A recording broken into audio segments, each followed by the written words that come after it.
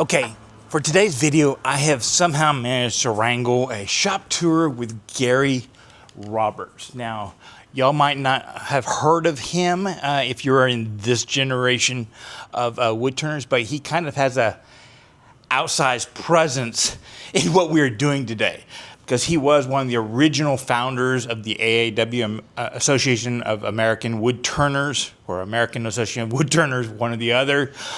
In fact, he wrote our bylaws and actually filed the charter for incorporation for it, which cost him $25 back. Because they never paid him that $25 back until just a few years ago. And by then, $25 in 1988 was worth a little bit more than the $25 they gave him. For those of us in the pre-internet generation, he was one of the few people out there that was a prolific writer. He wrote books and got into many, many magazines, including American WoodTurner, writing diagrams, instructionals, all that kind of stuff. His personal wood turning, many of y'all will probably recognize because of those magazine articles and books and stuff like that. But they've also been featured in a lot of jury galleries and displays and stuff like that. In fact, UT, their architectural and engineering department, even uses some of his work as teaching aids. But it always has an element of carving, which he says it was kind of where he started his woodworking path, and his brother helped him learn, got him into wood turning. You also probably recognize him because he has done a lot of demonstrations at, well, if you're in Texas, clubs and stuff like that. A lot of the clubs he helped establish. North Texas, West Texas, and here in Austin. So with all that said, how about we just get after it and head over to Gary Roberts?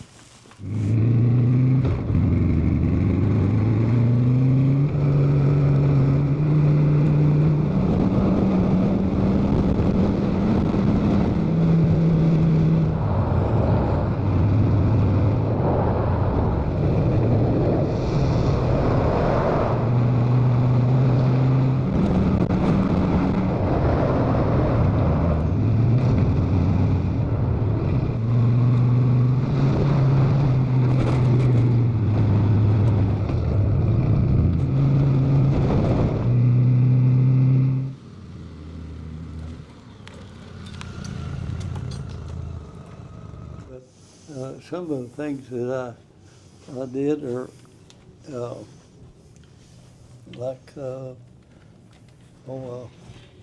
I remember seeing the a rail car.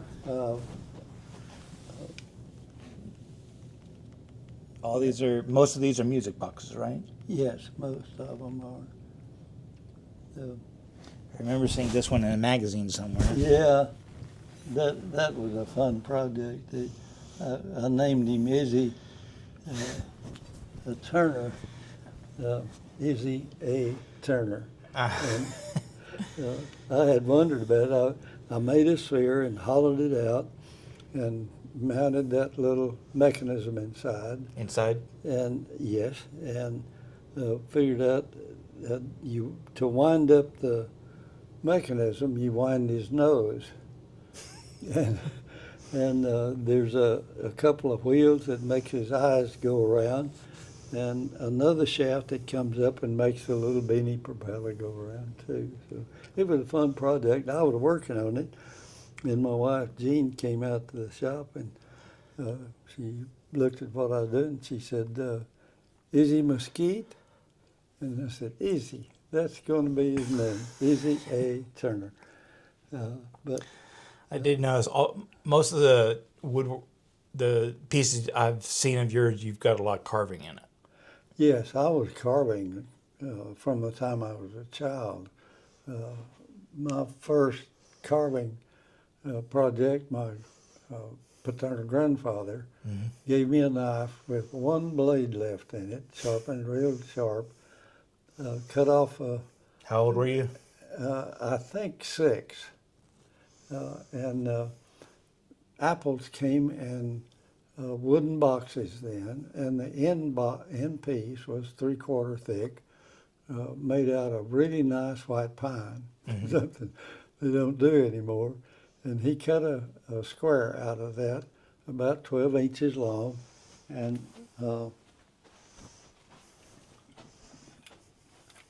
started me carving a wooden chain with a ball and a cage in it. And my mother and my grandmother said, don't give up. He's too young to start carving. He'll cut his finger. And my granddad said, yeah, he probably will, but He'll learn. he will learn from that. And I carved chains I've always enjoyed carving chains. These are all, this is a go-by where I'd teach classes down when we go down to the valley in the wintertime. A lot of carvers, really good carvers from all over the nation come there because of the weather. And each winter I would have a class where I'd teach people how to turn these. I'd cut out the blanks, have them ready, and we call this a go-by. And when it's finished, it's like this. It gains length because each time you open up It extends out. it extends out. So I've done those for a lifetime virtually, and we traveled in a motorhome. And Did you really mount a lathe on your back bumper? Yeah, it's in it's in one of the fine woodworking books that they put out. They were looking for unique shops, and I got a call. Said we'd like to have some pictures and some information on your rear bumper lathe. And it seemed like every time we would park for the night, if I had time, I'd get out there and make a few chips, and always drew a crowd, somebody wanting to see what you were doing. Well, that's a dedicated woodturner. Yeah, but there's one piece over here that I really enjoyed working on, and turned out nice. It's a Cinderella's carriage, and the wheels go round, and the horse's legs move like horse's legs are supposed to. Another music box? And it is powered by a little music box in here. And I take the peg drum has a 1/8 ID center, and I could use that 1/8 by inserting a 1/8 dowel in there, and then turn the sheaves. And the belts are VCR belts. They're hard to find anymore. Yeah. But at that time, I could use VCR belts for the different drives in it. And it's wound up. This is the key to wind it up. One of the lanterns? Yeah, one of the rear lights on it. It's been setting up a while. I'm not sure how well it will work.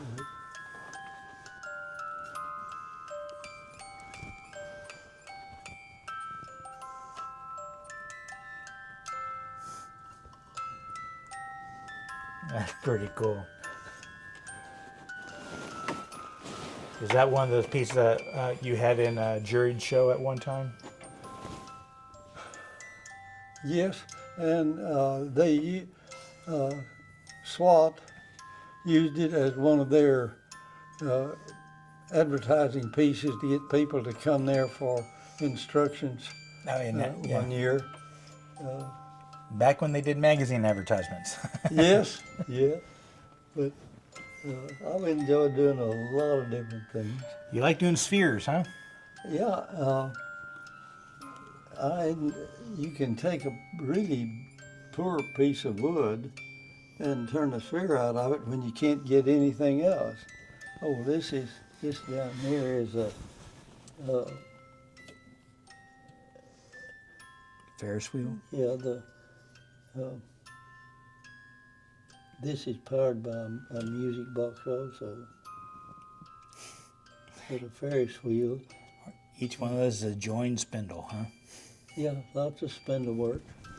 Talk to me about this piece right here. Are those carvings or individual spindles that you Those are did? individual spindles. When we were in, one of our volunteer trips took us into Cairo, Egypt, and Egyptians for centuries have made what they call mashrabea. That translates to actually watering place. But they would, because of the extreme heat and dryness, they would take small pieces of wood like this and turn it into a screen. And they still use it over there today so that the Muslim women can look out of the window without exposing their face. And there's all kinds of panels of different styles of mashrabea. I had one of the local turners did it's a big open air sale called the Khan El Khalili there at the edge of Cairo, where there, it's probably 50 to 100 acres of small booths of craft people, and everything you can imagine is being sold or traded, including camels. Those guys with the bow lays that are kind of turning. They put their turning tools between their toes. Well, I saw some of that in Africa, but there they used an electric motor and attached a spur center to it, and they pre-cut small pieces and a tailstock, and they never turn the motor off. They put that piece on and run their little tailstock on. Their whole lathe is not about 18 inches long. And there was a turner, one-man turner booth there where he had actual screens that he was making for sale of mashrabea. And I asked him if he could make me a panel about 18 wide, 20 or so long. And I would come, he said, that was a weekend. He said, well, I'll have it ready for you by Wednesday. And it's now in the museum, AAW Museum in St. Paul, to represent foreign turners.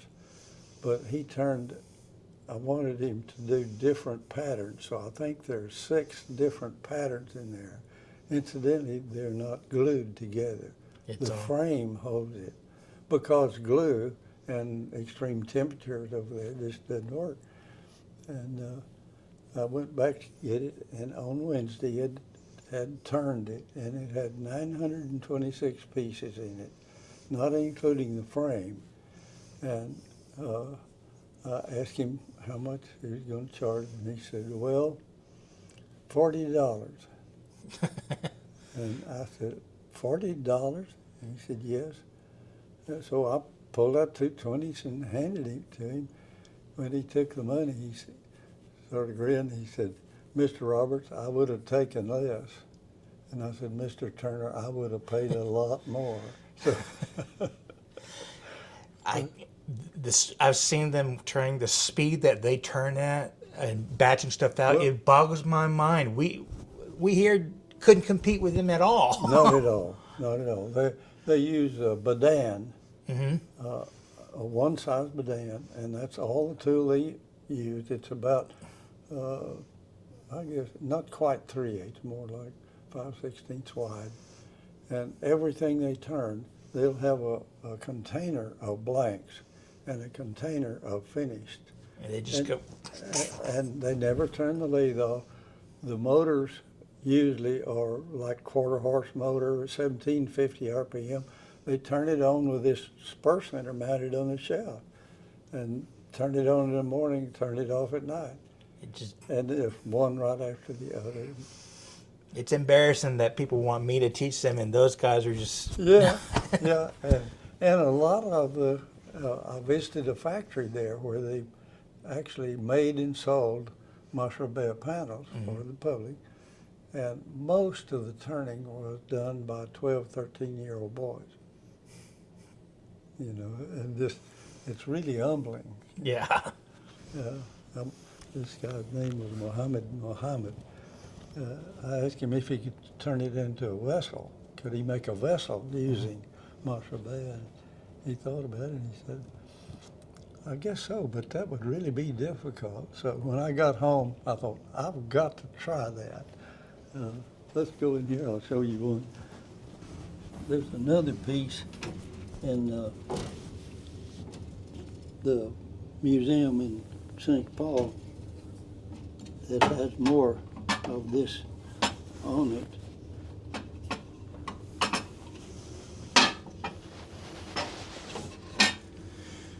Oh, is that the piece on your book cover? Yeah, it is. Most of these pieces are in there. But that's marshall bay there, turned into a vessel. And it really takes precision indexing to get it. And I use glue. Would you like to go out to the shop? Sure, let's see where you made them. Okay. One of Andy Chin's pieces. Yeah, his segmentations are just outrageous. Oh, incredible. We went to his shop a few months ago. And I see, like most of us, you get to share your shop. Welcome to probably the most meager shop in the AAW and all of the chapters around.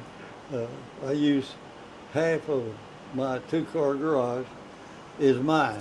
That's my shop. Uh-huh. And I've got a little sign over there that says, my shop, my tools, my wood, my rules. But it's only for half. My shop. This is, so when I first started setting up my little shop here, I told my wife that I was going to use all of this side of the shop. She said, well, guess whose car is going to be sitting outside, you know. All of the pieces that I've made were all created in this part of the shop. I've got my Powermatic lathe has been dubbed by people that I mentor Old Yeller. It's about 25 years old. It's a 2436A, but it still runs very well. Had to replace the inverter like a lot of them, but I love the old lathe. I've got a little jigsaw or scroll saw, belt sander, and I just blew the belt on my flat sander this morning. I've got a. Do you use a belt sander that much? Yes, I use that. 'Cause that's one tool I don't have. Okay, for a long time until they came out with the CBN bill, about 90% of my sharpening, I would use a grinder to shape, and I'd use that little belt sander to finish off or to finish sharpening, and it worked well for many. I didn't even think of that. Yeah. I was trying to figure out how you're using it in your wood turning, but Yeah, for I use it more for sharpening than anything else. That makes sense. And now that I've got the slow speed grinder and the special sharpening system, it's not used quite that much, but I'm not about to get rid of it. And you got the one way, the Wolverine set up on a CBN wheel. Yeah. And I like these wheels so much. I really do. They're Sean, when we were creating the AAW, we had no idea that we were creating a whole new industry. No kidding. And back at that time, the old Oliver lathe was it.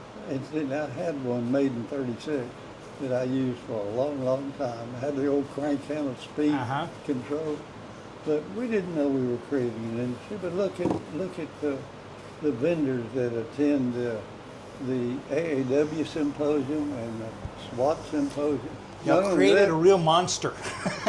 Well, yeah, we really did. I feel a sense of pride in part of what we've done, and I'm totally amazed, just totally amazed that at the innovation You know, WoodTurner's always been innovative, Right. but my goodness, now look at all the different kinds of lathes they have, all the different accessories that sources of wood that we didn't have before. It's wonderful. It It is. really is. I do wonder though how far. I'm sure it's going to keep expanding and stuff like that, but maybe it's because I started about 20 years ago where we had the skews and we worked everything, and then Yeah. I saw the carbide revolution come in and how things changed with that, and now I'm seeing the negative rake scraper revolution come in. They got all these different kind of tools, and I'm sitting here thinking, I'm not sure we need all that. It seems like Well, we're, I my don't opinion, know. we're trading a lot of skill for quick But- access to the ability. Sean, we've got so many young people, or not necessarily in age, but in experience at the lathe and the wood shop, and all of these new great things that are happening are not necessarily new to some of them. You know, Right. they're already there, proven when they come in. And look at what they're doing. You know, look at the instant gallery at the SWAT and at the AAW symposium, and at our first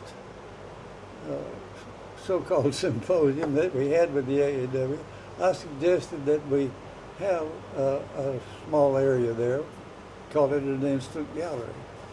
I was serving on the board at that time, early, and I thought that was a good idea. We had about 6 or 8, I'm not sure how many, but they were all bows. Nothing but bows. That's what turning was then. That's what wood turning was. And here we are, what, 37, 38 years. We got rose engines working. We got the spiral thing. We got bin lamination. We got epoxy, turquoise. It's wonderful. It's Yeah. just absolutely wonderful. And it's one of those things that every time I do the SWAT industry thing, I purposely say it's not us people that are making a living at it that's driving it. It's the amateurs that can look at that technology that just came out. Because I look at a lot of, I don't want to drop a name, stir baddies like scrapers and stuff like that, the shapes, and I say, well, that's a standardized shape. Everything's going to look. No, it's my mind. My thinking is so Yep. ingrained into what I used to do. I'm not seeing the possibilities, and these new people, they're running with it. It's Well, scary. They're not limited by the long-term experience. Right. You know, they're new to the lathe. They've got great minds and videos to learn from, and there's so many sources now that have been created because we created the AAW. Cool. What are you working on right now? Jim Bob Bergeron, I think that's right on his last name, did a little fairly simple thing that he called a twig pot that was round, and I had made something like this decades ago, but I thought I'm going to take his motivation and make the hollow twig pot that I'm going to turn it into a vessel. And there will be pieces on the side here of contrasting color, either maple or pecan, something light, and they'll be fitted into this mortise on each side. Yeah, is that? Yeah. Let's see. This will be inside, so I don't have to clean that up. Right. But this mortise here, they'll fit right in here, and they'll be slightly oval, and I'll carve a shell pattern into that and leave it oval. And I'll also put a finial on it. Rather than twigs, I'll put a finial on it that looks sort of like this.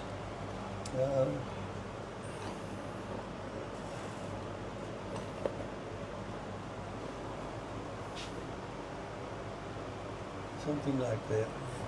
But I'll make a finial. And because I enjoy putting handles on things, It'll also have little curly handles here, and you hand carve all those handles. Those I'm are sorry? that most of those handles are 100% hand carved. oh, they're all carved, but they'll have the same. They'll be made out of the same wood that these sides are, and the finial will be made out of the same. Okay. The contrasting color. I just did a video and I got a little flack for it. Okay. I'm a production woodworker, so a lot of times my imagination is there, so I come up with rules for my designs. And I've been saying for years that bowls or lidded bowls and boxes and stuff like that, two colors, two species like that. Because once you add that third species, that means you have different species for the bowl, the lid, and the finial. So if you're going to want two different you want like a tuxedo, the bowl and the finial have to be the same species or color. Mm-hmm. Or you do the entire box and then you ebonize the finial and stuff like that. Yeah. You have any general rules like that for your design? None at all. Whatever wood I've got that I like, the contrast, I think you need to have a contrast. Yeah. Somewhere in it. Not absolutely, but I mean, it still looks good if you make it all out of the same wood. You've got to be careful about your selection and grain direction and all of that. Take all that into consideration. But if they're all out of the same wood, to me, they're just a little bit plain. You need a little accent. Yeah, you add a contrasting color, you add entries. You also add a degree of difficulty. Mm-hmm. And I like to be challenged a little bit as I go along.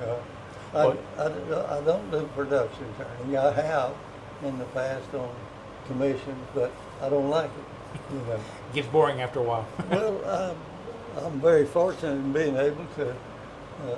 You have any rules on proportion? Yes. The rules of proportion. What's that? Are constant. The 1/3, 2/3. 1/3. Some mathematical ratio. Yeah. I just made this morning, and I'm not too sure I like what that looks to me like. The neck's a little too long, and I may shorten that up. That's why you experiment. It depends, but you're not earning your income by the hour nowadays.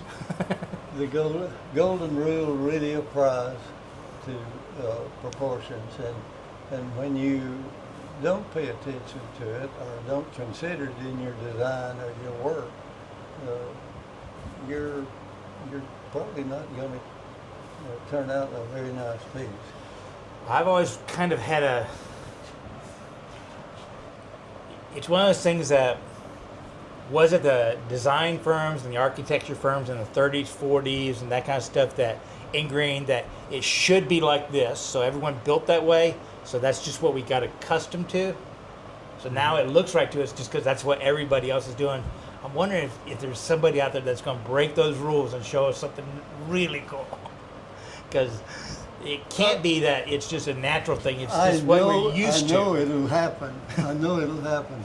You just look at how the instant gallery improves every year at SWAT and at the AAW symposium. Now there's just innovation everywhere. Sometimes they rarely use the lathe, and in some places they don't use it at all. But you see what evolution has happened over the one guy I think has just shocked me, and I mispronounced his name, that Derek Weinman, the guy that does the animals. Yeah. And he just throws a piece of wood on a lathe and spins it around and just, I'll do the eyeball here and then turn around to do the tail, and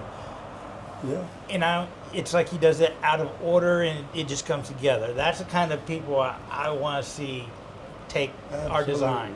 Absolutely.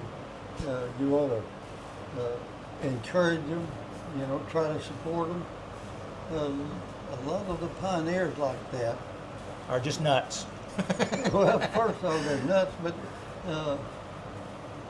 they have trouble supporting themselves usually because they're off in a different world and money doesn't really affect them that much. but they want to create. So if that's the case, maybe we ought to support them with, once they create one of these odd things, say, what do you take for that? You know? Well, show us your tools. Oh, well, I'm glad to see that you're not like my dad and has a separate tool for every single individual cut. No, You kind of limit no. yourself. Several years ago, when my wife developed Alzheimer's, I sold off all of my tool sets and put a cover over the lathe, and I was her sole caregiver for the last 5 years of her life. And I didn't really think I'd ever turn again. And after I lost her, there was a period there where I didn't even want to go to the shop. Mm-hmm. And my doctor and one of my good friends told me to get off my backside and get out to the shop, take a cover off the lathe, and go back to work. And it really worked. The wood turning, to me, is the best therapy you can find anywhere, not for just myself, but for everyone. You get to the lathe, you get involved in what you're doing. You have to focus. Exactly. And these other things that are clouding your mind just vanish. Mm-hmm. And I consider it probably the best therapy that you can find is buy you a lathe, get you a chunk of wood and some tools. And make a mess. Yeah, and make a mess. Most of my good tool sets I sold at that time. This has just been sort of an accumulation since then of something that I really needed to make that particular cut. Some homemade, some I do like these new easy wood tools. Mm-hmm. The Hunter makes one with a little tip on it. A smaller tip? A smaller tip than this, and I found that these things really do work good. Mm-hmm. You still need other tools to finish with, but boy, they can move the wood and you can shape with them just wonderfully well. I'm amazed that there again, you know, we've got things that have been created that were innovative and useful. I have a few of them, but it might just be my limited mindset. I think they're just so slow to me. They don't remove material fast, and they are not fast tools. Yeah, and I get frustrated because I turn like a scalded gorilla ape. So, what tool do you use to shape with, or do you use? I use a skew in spindle turning. I use one of those laser monster skews. Just because it's so heavy, it doesn't vibrate. I can just slam wood off of Absolutely. 1-inch ribbons just flying up into the rafters. When you first look at one of Alan's tools, you think, my word, what would you ever do with that? That's a fine working tool. It's my go-to for heavy material. Doing spindle work, the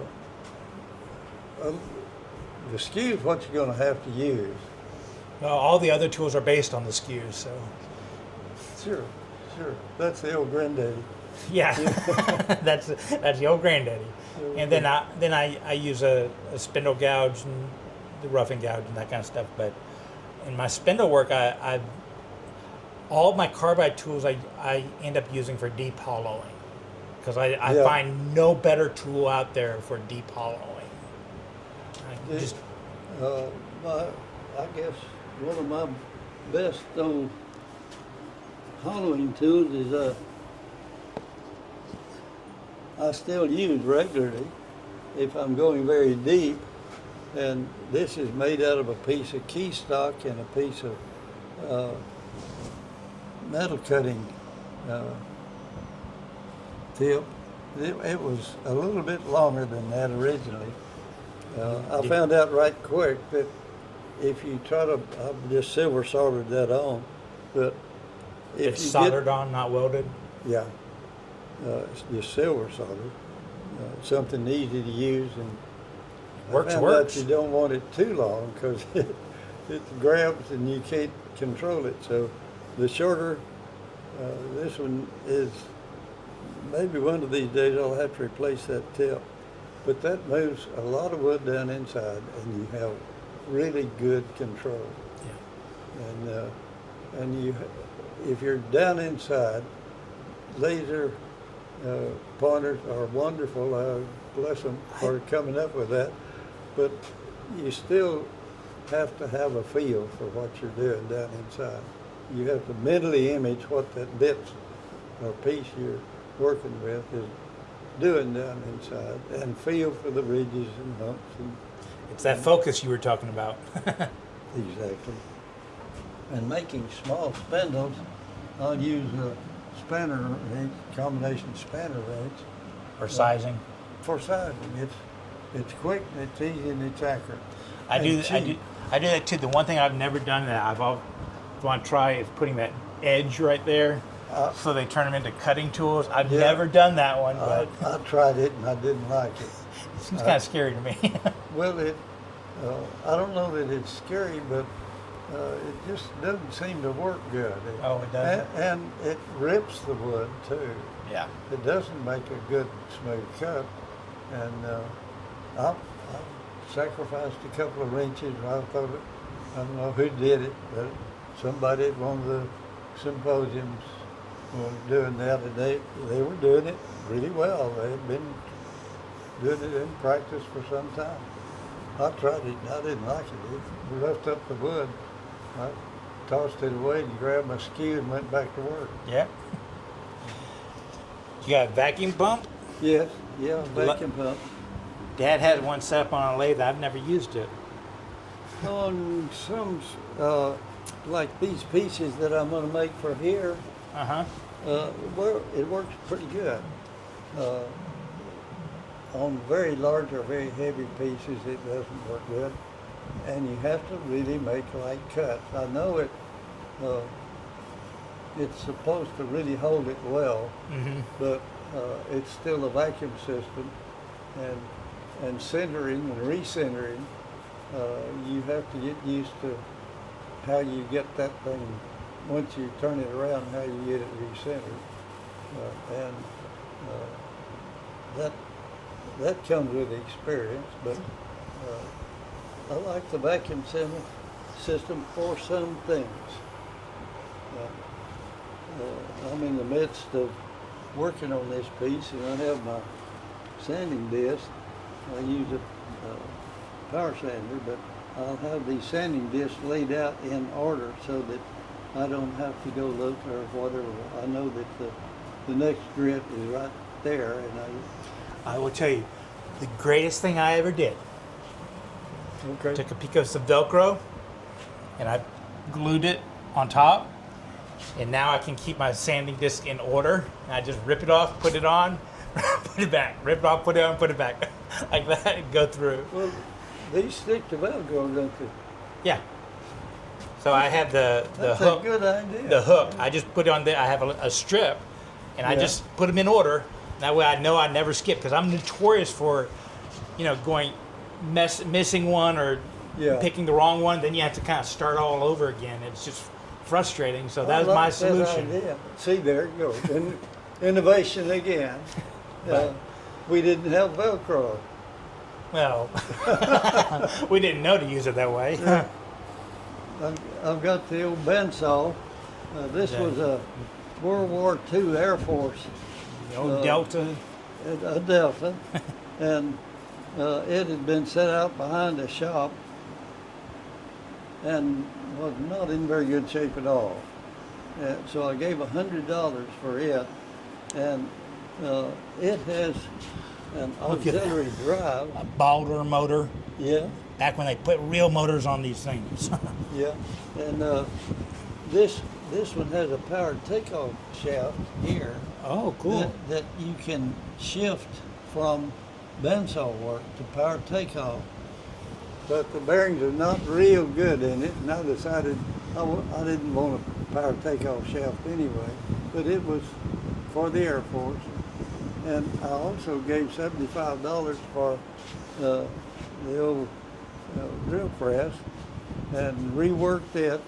My brother Larry Roberts, one of the original founders of SWAT also, found this thing and asked me if I wanted it. I went up to Arlington where he lived, and I said, yeah. I had a little tabletop mounted, one that it would drill but not well.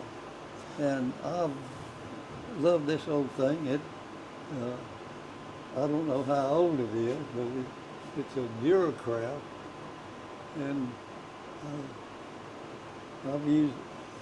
I've got my $50 worth of use out of that. Find it amazing. All these old ones, I'm willing to bet there's very little run out at all, and brand new ones don't reach the quality that these things do. And these are rebuildable. Oh yeah, I've rebuilt that one. Those are rebuildable. So I mean, you get the old, and I'm willing to bet that's what, a 3/4 horsepower motor, but it's a true 3/4 horsepower. Yeah.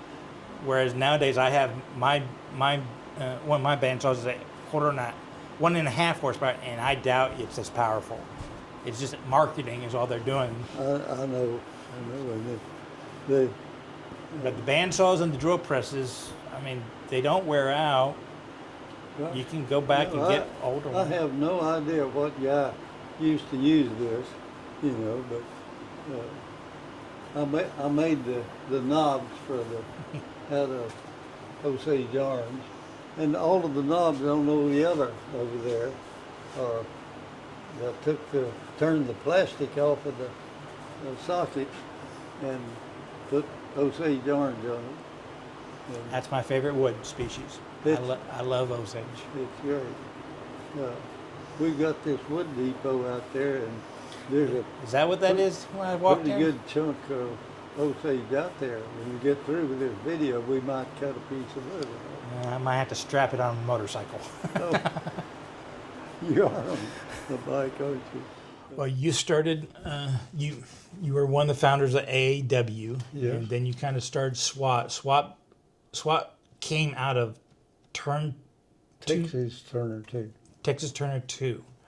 And then from just what I've read, that was just like 20 people that were gathering every year, and then it just kind of went from there? No. Actually, after we had formed the AAW, a guy named Mark Potter from Columbus, Texas, and Clay Foster, my younger brother Larry, and I met over at Bob Rubel's house in San Marcos, and we're visiting about.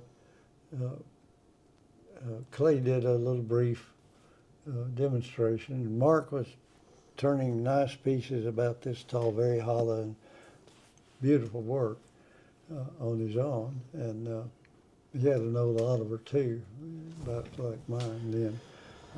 But we talked about the possibility of getting together, and a couple of weeks later, Mark had a place in Columbus, a cabinet shop, that was a good-sized barn out there that he used to house his cabinet shop and production work out there. And Mark called me and he said, I've been thinking about getting people together, a bunch of Turners here together for a weekend. And my concern is, will I get enough? I'll have to move things around in my cabinet shop. And for nearly a week, I won't be able to do any production at all. I'm concerned about being able to generate enough income to offset doing that. Opportunity loss. Yeah, and I told him, well, if you're thinking about doing it, and he said, well, if we could get 30 people at, say, $45 a person, that would probably break me even, and I'd be satisfied with it. And I said, if you got the place and the idea to do it, I'll endorse. I won't let you lose any money. We had 3 chapters then. 3 clubs. 3 chapters of the AAW. Larry and this one. This was the 2nd chapter of the U.S. in the AAW, and San Antonio. The San Antonio group met at the Shopsmith store there, when they had a There was a store just for shopsmiths. they had a shopsmith store there, and I told Mark if we don't get enough money, and you want to go ahead and commit to do it, I will make sure you don't lose any money, and I'll go around to the other chapters that not necessarily Texas chapters, but I'll do demonstrations and for enough money for sure to make you whole, or personally endorse it. Don't worry about it. Right. And he said, well, if you're willing to back it, I'm willing to do it. So I talked to Clay and Larry, and James Johnson came in. He lived in Bastrop then, and he said, well, he'd bring his lead and come down there too. So there was 4 of us that could demonstrate, and Mark started sending information out about, he said, well, what do you think about the Columbus Day weekend, Columbus, Texas, Columbus Day weekend? I said, I think that's good. Good marketing. So we were communicating regularly about this, and Larry came down with a lathe and a horse trailer full of wood, and we met out there at Mark Potter's, and I think we had about 60-something people that first meeting, and Mark was well pleased with the outcome, so he wasn't uncomfortable with it at all. One of the problems that popped up right away is Mark and his wife, they didn't have any children at that time. She said they had a prefab house there that double wide that they had lived in out there, and she said, I don't want a bunch of woodturners coming through the house to go to the bathroom. And Mark came over to me and he said, we sort of got a problem. She doesn't want us to use the bathroom there. And I said, well, my Army experience sort of kicks in. We went out behind the barn out there and dug a slip trench, put up a panel of plywood for privacy for the ladies, hung a roll of tissue on there, and that was our answer to not using his inside bathroom. But it worked fine. The guys didn't mind. I think the girls, ladies were a little hesitant about this, but when you're desperate and that's what you got. So it was the original setup for them was just so that y'all could share demonstrations for the new ideas. Yeah, and no internet, and all it was no. It's hard to learn it out of books and magazines. Well, we had 3 chapters, and there were members in each chapter. Got the word to the chapters, and just got the word out, word of mouth, And I went down to Houston and talked to a couple of those people. They were talking about forming a chapter. I'm not sure they had done a chapter then, but we had several people from Houston come up, and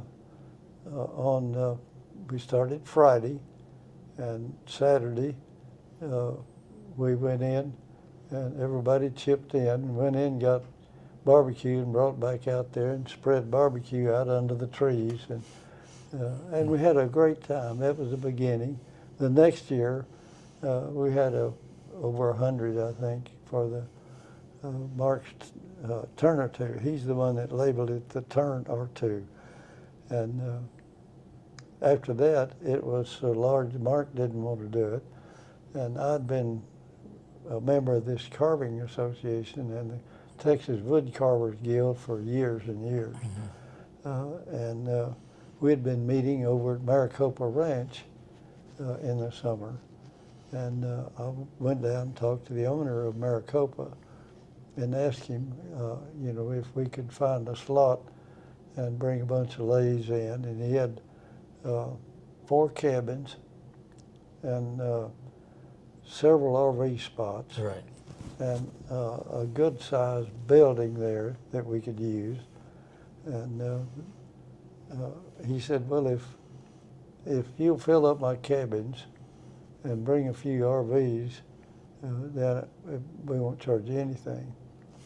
So that's where we met for the next 3 or 4 years till we had a deluge rain out when during the thing where water was running around halfway up to your ankles. We had several tent sheds put up with lays in them, and with water running through that and the electric lathe, that's So hold a metal rod and turn the power on, and let's see what all of the happens. above. So we started several different venues around, finally wound up at Waco. During the interim, James Johnson came up with the idea of Southwest Area Turners, and I said, James, that's terrible, SWAT for a name, but it stuck, and it works, and we're still SWAT, and I think this last banquet or the last meeting we had on Saturday night had I was told that they fed right at 1,100 people in that building. Oh, they did break 1,000.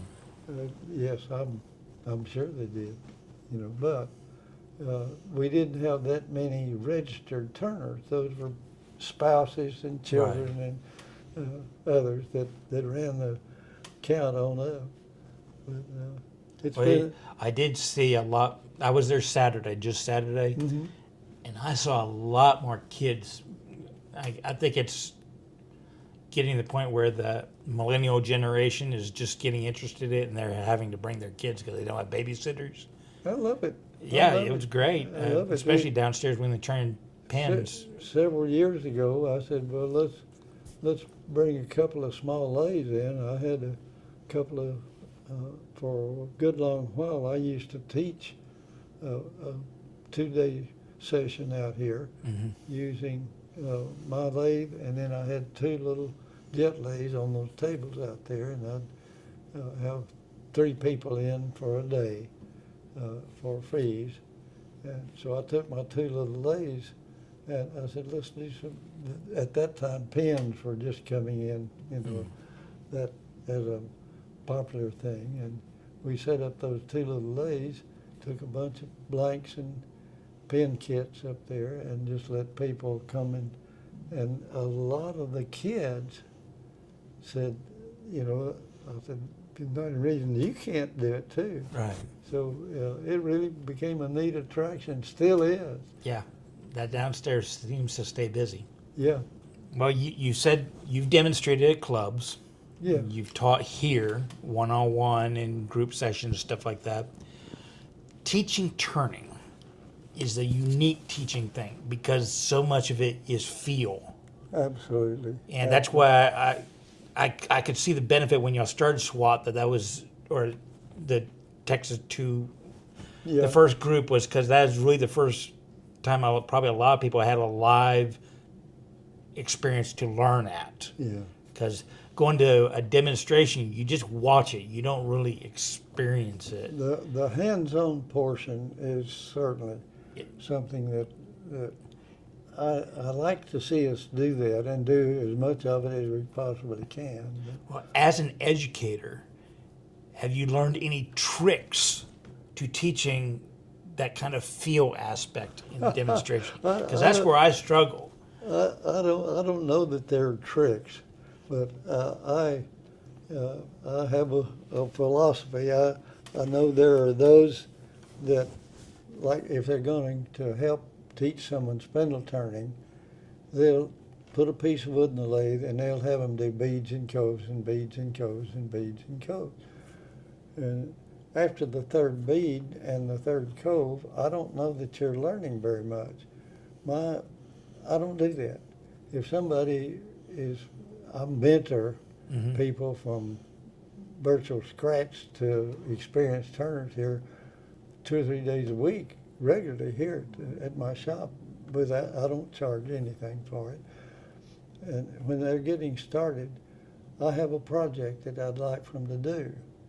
And it's a little stand that you can make for either a plate or a platter, or extend the back piece and make an ornament, a Christmas ornament hanger. And it has beads and coats. But they don't think of it as a repetition. They think of it as a project. Well, it's a project. And not only they learn to do this as you teach them hands-on, teach them the anatomy of the skew, the graining of the wood, the things that they need to learn as basics. And then you show them hands-on how they hold the skew, how to rough in, how to measure their cylinder, and work from a cylinder with a plan so that they mark that cylinder and they have a disciplined piece of wood that they're going to have to turn out. They're going to have to make a bead at this point and a coat with that. And as that's learning. Right. Beads and coats is not. I don't consider that as much more than just making chips on a piece of wood. That's practice. That's a practice. You're practicing thing. what you've already learned. I don't know that it's even real good practice, John. But I can get a couple of examples right quick if you. Sure. A couple of projects to help as a teaching aid. And I designed and developed this basically on the sort of a tripod idea. Is 3 points, like the old milk stool, Right. 3 legs will set Flat. steady and forward never will. But I use, these are all, remember the mashrabeh thing? In Egypt, I got to thinking about that as making some of these. The plate or platter stands in here, and each of the dimensions on here are fairly critical. So that this will set at the proper angle, this one needs to be the right length. Right. And these to proper width, this needs to be the right length. So we put this piece of wood in the lathe, and it's once it's turned to a cylinder, we mark each of the dimensions that we're going to have to use. Then you learn how to make that to that size. And very rarely do I have a problem where they don't learn by the end of the first piece. They're doing it really, really well. Right. And they feel a sense of accomplishment and a sense of pride that they're actually making something that they can carry home and use. Right. That's the key thing. A They photograph. can take home, and it's not just a And piece of firewood. if you want to, you take this concept and change it slightly where this goes up at a different angle. You add a little piece here and a little hook on it so that this now hangs in the center of this area, so that it doesn't really matter if it's a fairly heavy piece of ornament. It will still balance itself out all right. And you had them practice different cuts, because now they're having to blend in the middle, down in the bottom. Absolutely, all of the above, and that I don't know that that's a trick, as you But I think it's being practical and knowing that your mind can accept the fact that you're going to make something and that this is a plan. Like, you wouldn't take a vacation without a GPS or a map. well, I'll throw a 10 on the back of a motorcycle and just end up somewhere. There are exceptions. So. There are stupid people out there who are exceptions. I get your point. Yeah. Well, what I was trying to get at is I have a hard time when I'm doing one-on-one teaching, because a lot of people look at me and say, "Oh, you make it look easy," and a lot of times I think it's because I have a feel and fingers and hands and stuff like that you accumulate over time, and it's hard to express that. So it's like one of those things I'm trying this thing where I say, okay, we're doing a peeling cut with a skew. Yeah. Okay, I'm asking, do you feel the vibration difference from the tip or the edge when you move that back handle a half inch? Because the skew's slightly curved. Yeah. And getting them to sit there and think about the feel instead of the motion. Yes. Because the feel dictates the motion, but until you understand that feeling first, and then they could say, okay, all of a sudden, okay, now when you turn that a little bit farther, do you feel it kind of pushing? Oh, it caught on me. Oh, I saw I could feel the catch starting. I'm having a hard time getting that through. Because, a lot of times with a skew or other tools, your best cut is when you're at the bleeding edge of almost getting a catch. Yeah. Because you got the finest angle coming and it's coming and through your... Most of your catches come when you're coming back out. Right, or when you lose a little bit of focus or something like that. Well, that's right. You think you're finished, and you semi-relax a second, start back out, and you turn. It doesn't take much turn on that skew to get a catch, and I require all of them to draw what they're going to do.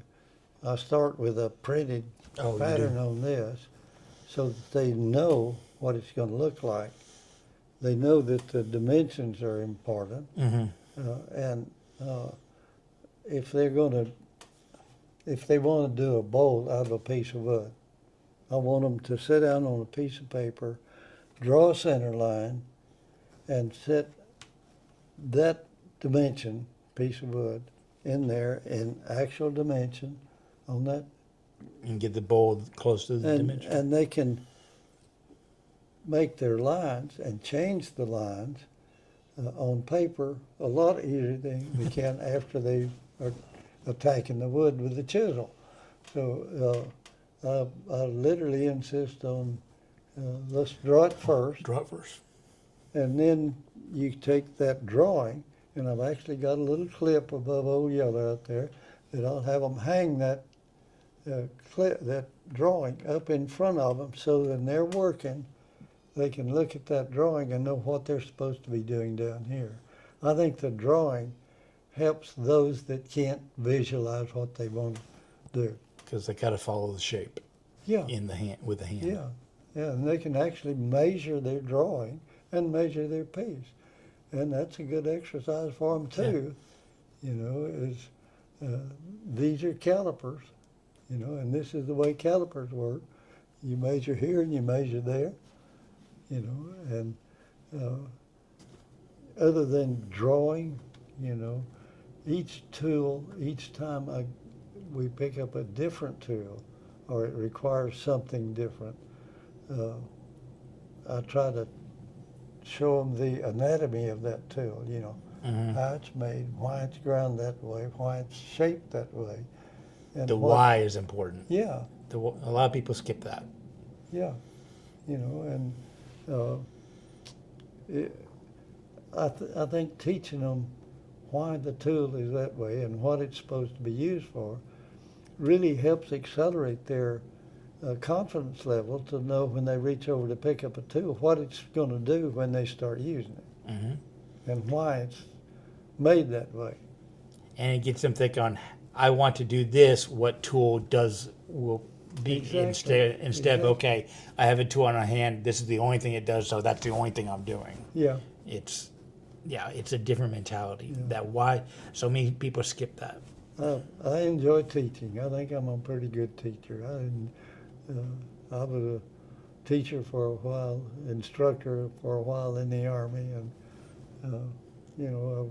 I've always enjoyed teaching. And those 10 projects that we did for the State Department, all of them are teaching and working in some manner of trying to educate the people. And I feel good about what I've done.